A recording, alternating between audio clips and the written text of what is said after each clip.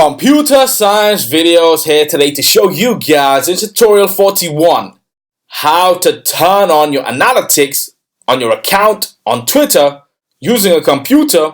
Without further ado, let us start the video. So in this tutorial, you need to have access to a Mac computer, a Twitter account. So we can now go all the way down to the dock, go to Safari, go to Twitter, make sure you're signed into the account, go to your profile and then go to more, which is on the left hand side navigation bar of your screen.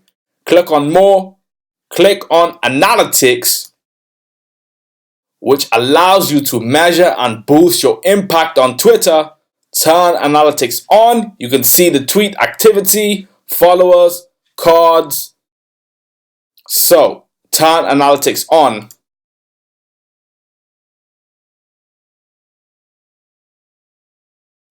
And now we will be given statistical data every single day on Twitter, on your account. Go back to Twitter. Command R to refresh the page. If we need to go back to analytics, go to more, analytics again. 3 tweets. 182 tweet impressions, 6 profile visits. The more you tweet, the more your numbers increase. Chris Safari. That's it for this video. I'll see you guys in my next tutorial.